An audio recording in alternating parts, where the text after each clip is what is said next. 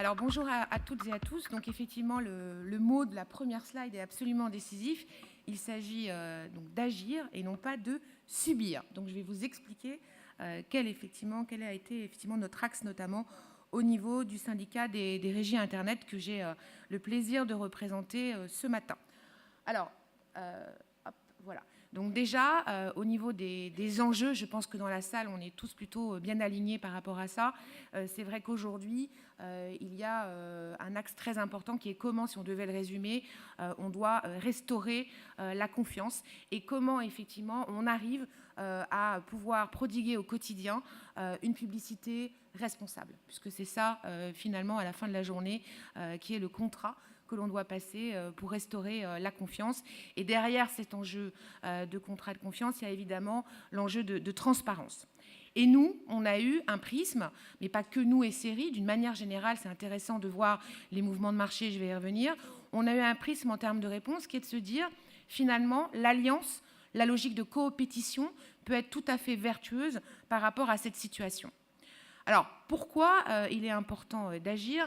Je vais vous donner deux petits slides de chiffres très rapides, mais que vous connaissez normalement par cœur. Le premier, c'est que vous le savez, je vois Isabelle qui oscille de la tête en me disant « mais oui, mais oui ». Donc, vous avez un marché clairement à deux vitesses, vous le savez, puisqu'aujourd'hui, 79% du marché digital français est effectivement, entre guillemets, trusté par le search et les réseaux sociaux. Et quand vous regardez uniquement sur la partie mobile, on parle donc de 83%, pardon, donc 92%, pardon, excusez-moi. Et la contribution à la croissance, le search et les réseaux sociaux, c'est 82% de la contribution à la croissance. Alors, ce n'est pas une spécificité française. Cette domination, on va dire, elle est effectivement globalement au niveau de tous les marchés, mais elle est particulièrement quand même prégnante en France. Alors derrière ce chiffre et ces conglomérats des 92% sur mobile ou 79% au total, se cache en fait une vraie longueur d'avance aujourd'hui quand on regarde les chiffres sur la partie sociale. Puisque vous voyez qu'en termes de croissance, le social c'est plus 62% sur le premier semestre 2018. Et aujourd'hui, le social représente 53% des investissements de display. Et vous voyez là sur les trois petits camemberts en bas, on a pris le soin de vous mettre la progression marché et la progression marché hors social. Donc par exemple la vidéo, il y a une progression de plus 45%, mais vous regardez effectivement quand c'est hors social, cette progression, elle n'est plus que de plus 13%. Néanmoins, et je tiens à rester positif parce qu'il faut rester positif, on a dit qu'on ne fallait pas subir, on reste quand même dans des dynamiques de croissance en enlevant ce poids du social sur les différents leviers. Mais il est certain que le social emporte quand même pas mal les choses. Donc, c'est pas récent, on vous a mis quelques articles de presse.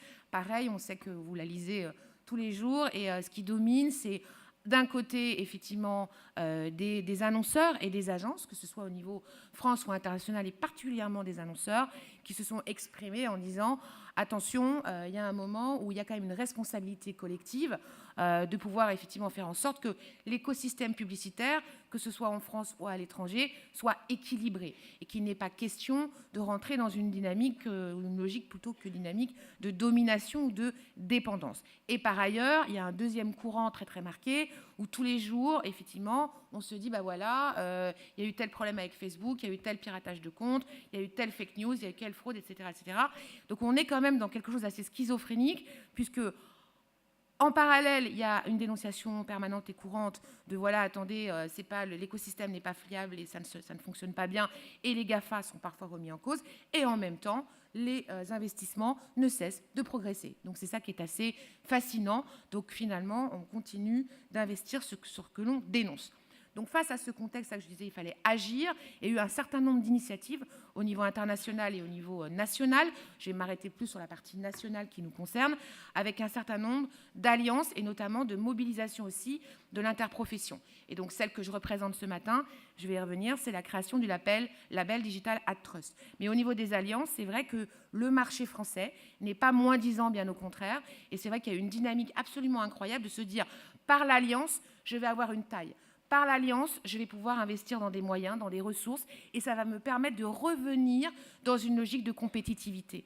puisque c'est ça dont il s'agit, c'est comment effectivement par rapport à cette domination que je vous ai posée au début, comment on arrive à rester compétitif et comment aussi on arrive à donner ces gages de réassurance. Donc c'est Gravity, c'est Skyline, c'est Mediasquare et c'est Sigma. Donc, ils sont autant d'initiatives qu'il faut saluer ce matin pour permettre effectivement d'avoir des réponses concrètes et de pouvoir aussi proposer aux annonceurs et aux agences, finalement, non pas de se poser en victime, mais bien dans une logique d'apporter des solutions.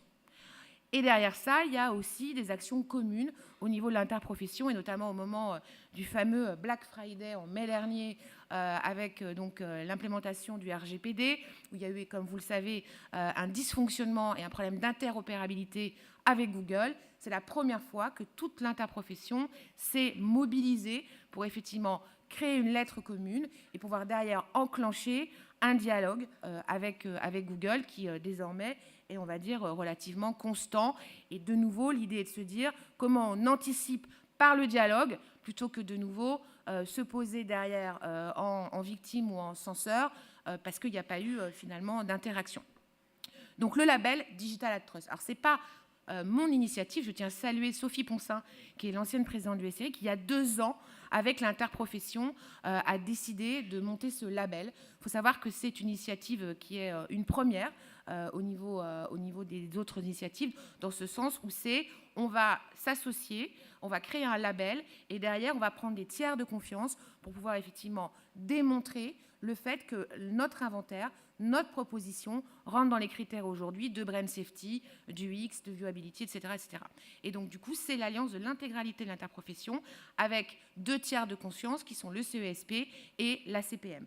Et donc ça, c'est vraiment, là encore, une démarche, j'insiste là-dessus, qui est extrêmement inédite. Alors le label, vous l'aurez compris, ça permet effectivement de pouvoir donner des gages de qualité. C'est une exigence que s'imposent désormais les éditeurs et les régies au quotidien, au travers des 5 critères que vous voyez là. Et ce qui est intéressant de voir, on a déjà fait 3 vagues de certification. On a 78 sites labellisés, ce qui donne à peu près un reach d'à peu près 55% de reach, on va dire, sur 4+, et 60%, c'est ça qui est intéressant de voir, sur les cibles commerciales. Donc c'est ça qui est en soi, donc c'est très rassurant de se dire que ce label, non seulement il a du sens, il est porteur de sens, mais également il est, on va dire, dans une taille critique qui lui permet d'être opéré au quotidien. Alors, on nous a demandé, et je le comprends, d'insister, qu'est-ce que ça veut dire pour un éditeur de rentrer dans cette logique de labellisation? Ça veut dire, si je dois le résumer, accepter de scier la branche sur laquelle il est assis, puisque ça a voulu dire pour les 78 sites, notamment de renoncer à des formats publicitaires sur lesquels ils faisaient de l'argent pour pouvoir effectivement être dans une logique de publicité plus compatible, notamment avec les standards de l'IAB, Coalition for Better Ads. Donc ça, c'est important de le dire. C'est quand même un acte extrêmement fort, c'est limite un acte de foi, de se dire que je suis OK, alors que le marché n'est pas satisfaisant. Alors que ce marché, aujourd'hui, il est clairement dominé, comme on l'a vu, par des acteurs pure players. Je prends néanmoins la décision d'anticiper sur mon avenir et de me dire, bah oui, je vais donc accepter de sortir un certain nombre de formats. Et c'est aussi des coûts, c'est aussi du temps, c'est aussi des ressources, puisque vous n'êtes pas labellisé une fois et puis c'est fini. Il y a un processus de contrôle continu. Donc en permanence, il y a des auditeurs qui voient si vous tenez vos engagements. Et donc maintenant, où on en est? Alors on est plutôt satisfait puisque, il y a eu un reach au niveau des sites labellisés qui est donc important, comme on l'a vu. Deuxième point, on a une 4e vague qui est en cours. Donc ça, c'est important. Donc on continue avec des résultats qui vont être prévus en janvier. Ensuite, on a vu que l'UDECAM et les annonceurs et l'UDA, notamment, se sont saisis du sujet. Il y a notamment, au niveau des régies, la création d'offres autour de sites labellisés et également des agences qui ont intégré dans leurs propositions, dans leurs recommandations, le fait d'activer des sites labellisés. Après, tout l'enjeu, c'est comment on va réussir à tracer l'uplift entre avant, on n'était pas labellisé et aujourd'hui, on est labellisé. Parce que vous l'aurez compris, évidemment, nous faisons tout ça pour pouvoir non pas renverser la table. On est lucide aujourd'hui sur le fait que par les usages, évidemment, le search, les réseaux sociaux sont là et bien là de manière structurelle, mais c'est comment effectivement on arrive à rééquilibrer. Et donc mon message, c'est effectivement ce matin de porter le fait qu'il est absolument essentiel qu'on soit dans une logique de faire cher au niveau des investissements. Il est absolument essentiel qu'on arrive à rééquilibrer effectivement le choix des marques et des agences pour un écosystème, comme je le redis, responsable. Donc voilà, on compte véritablement sur vous. Merci de votre attention.